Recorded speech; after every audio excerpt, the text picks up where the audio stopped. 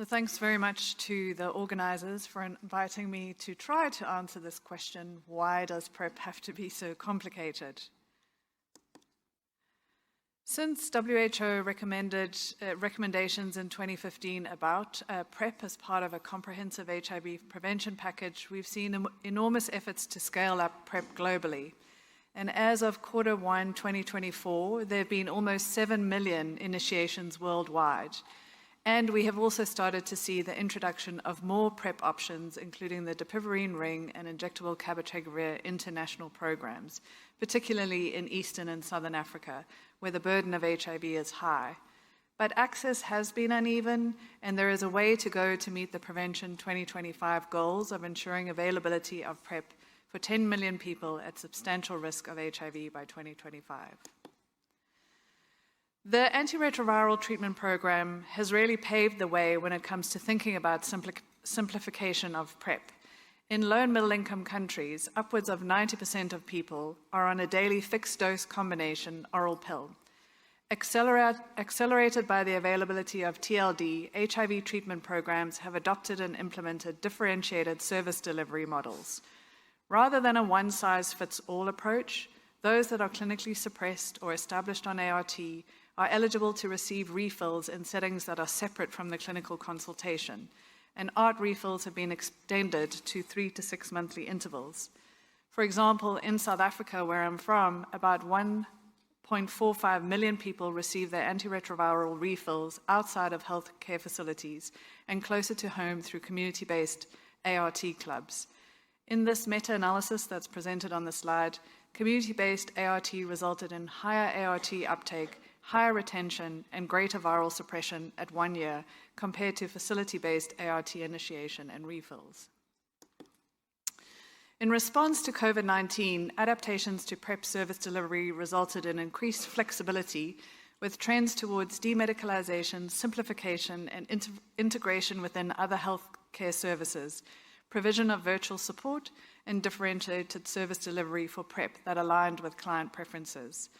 An analysis of the PEPFAR program monitoring indicators in 21 countries showed that PEPFAR programs continue to maintain and initiate new clients despite the challenges posed by the pandemic. As a result of adaptations in service delivery, the number of people on oral PrEP globally actually doubled between 2020 and 2021, from 800,000 to 1.6 million. And here you can see the same sort of trajectory in the example of South Africa. And these data have really suggested that differentiated service delivery models have the potential to increase PrEP access. So in 2022, WHO issued guidance on differentiated PrEP service delivery. And for those of you who may be less familiar, differentiated service delivery approaches consider the building blocks of who, where, when, and what of service delivery, and adapts these to really meet the needs and expectations of clients while acknowledging the constraints within the health system. In a differentiated service delivery model for PrEP, the who really becomes the PrEP user who may implement self-care approaches and only engage with the healthcare system for clinic visits. When reflects service frequency, and increasingly there are efforts to extend the intervals between clinic visits, particularly as many people using PrEP are healthy individuals, and this frees up clinic time to focus on consultations for those at greatest need of care. And then following the example of community-based ART, we've really seen a movement towards decentralized community-based locations for service delivery, including pharmacies, mobile vans, peer-led services, and motorbike deliveries to individuals at home.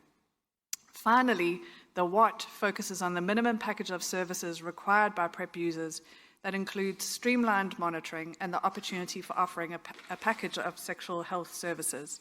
And what I'm going to do in the remainder of this talk is focus on the what, the package of services. So PrEP should be offered to people without HIV, and one of the key elements to monitor has been HIV status to avoid monotherapy in the context of HIV infection, which could lead to resistance. So HIV self-testing can simplify PrEP delivery by increasing the interval between clinic visits from 3 to 6 months. And in this table is data from a study in Kenya where they looked at offering compared to standard of care HIV self-testing with 6-month PrEP dispensing. And a number of these studies have been conducted, and a systematic review of 8 studies, including 3 trials, really found that HIV self-testing for PrEP continuation resulted in similar outcomes to standard of care delivery and was feasible and acceptable. And recently, WHO has recommended that self-testing be used to support clients during oral or ring PrEP initiation, restart or continuation. But there has been a little bit more caution around the use of self-testing in the context of long-acting PrEP agents.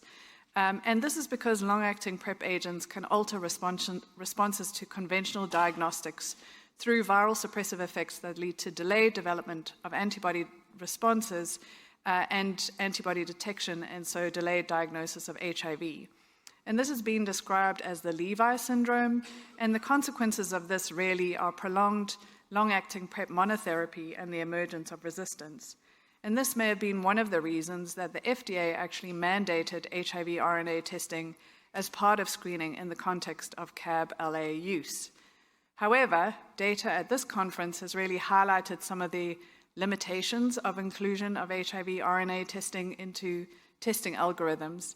And in this preliminary analysis, single isolated positive HIV results at sites performed poorly for detecting HIV infection with CAB-LA PrEP. And really, this doesn't surprise us because the prior probability of having an HIV infection on a long-acting agent is very low, and that prevalence is associated with a positive predictive value. But this is good news, particularly for low and middle-income country settings where it's probably infeasible to deliver HIV RNA testing. So the second setting where there has been additional caution has been the context of pregnancy, and many individuals of reproductive potential may want to use PrEP, particularly if they wish to conceive safely without the fear of HIV. And in the absence of reassuring data, some programs have really required pregnancy testing and interruption of PrEP during pregnancy. But fortunately, we now have data that provides reassurance that FTDF and the dapivirine ring are generally safe for use in pregnancy and lactation. And with respect to CAB-LA, the initial data really recognized that even if a drug is stopped at the time of pregnancy detection, the long PK tail means that pregnancies would be exposed to long-acting agents. And so many of the guidances focused on the idea of a risk-benefit discussion. But at this conference, we've seen new data that provides reassurance that CAB-LA use before and during pregnancy is generally safe for pregnant people and their infants. And this means that pregnancy testing is no longer required for safety monitoring purposes, and pregnant people can continue PrEP through pregnancy. So when oral PrEP programs started, there were concerns about the effects of FTDF on bone and renal health. And presented here are data from an individual patient data meta-analysis that included over 18,000 individuals from 15 countries. And what is striking is that in this analysis, less than 1% of individuals initiating oral PrEP had a baseline estimated creatinine clearance of less than 60 mils per minute. And in longitudinal follow-up, 2.43% of individuals had a decline to less than 60 mils per minute.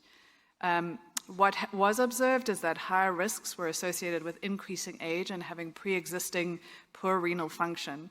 But the suggestion really is, based on some of these data, that the risks of kidney-related adverse events when using FTDF are, while they may be there, are generally mild and very small and really restricted to a much smaller subpopulation. So kidney function monitoring may be required for some individuals, such as those aged 50 years or older, and those with kidney-related comorbidities, but we really do not require, or we can make screening optional for younger populations and those kind of without renal comorbidities. And really the new implementation guidance suggests that we shouldn't make renal monitoring an obstacle to PrEP initiation. So I just wanted to call something out, and that is that a critical element of differentiated service delivery is that it is a person-centered approach and that it's aimed at simplifying services aligned to the preferences of the individual. So it's really important to remember that not everyone might want less engagement with healthcare services. And one example is really our experience of working with adolescents. In our experience, adolescent PrEP users, we've seen that PrEP persistence really declines with less frequent contact with healthcare providers. And in addition, in a study we did in Johannesburg, South Africa, aimed at providing PrEP to adolescents remotely in response to some of the COVID-19 restrictions, we found that some adolescents really expressed a preference for in-clinic visits because they were concerned about the lack of privacy at home. They had a fear about self-testing despite sort of significant support, and they also just had a fear about performing tests correctly without kind of adult or healthcare provider support. What we've also learned from the REACH study is that when we provide a menu of adherence options for adolescents that is customized to their preference, that leads to better adherence and persistence with PrEP. So this is really kind of a reminder that we need to remain person-centered when we're deciding on monitoring and the minimum package of services. Oops. So the last point is really that a key element of the PrEP package is the opportunity to offer a broader range of sexual and reproductive health services at visits as part of a one-stop shop approach. And this week, WHO released the new PrEP implementation tool. And in the tool, they recommend that these are some of the additional services that we should consider offering to a population based on population and context. This might include hepatitis screening, and this might influence the choice of PrEP, STI testing and treatment, although we should acknowledge that testing approaches vary across contexts, contraception for people who need it, and other services really relevant to the population, such as gender-affirming care, harm reduction services, or linkage to services for intimate partner violence. And while these services might provide benefit to PrEP users, they really also should not be a barrier, but rather provide an opportunity to enhance care by providing a person-centered service. So in summary, PrEP doesn't have to be complicated. And really, we should not let the perfect be the enemy of good if our goal is to provide PrEP to another 3 million people by next year. The evidence supports simplified monitoring and can accelerate access through differentiated service delivery. And simplifying monitoring potentially allows for better patient-centered care by reducing visit burden or creating time within consultations for additional services. So thanks to all of these people who in different ways have contributed to this talk.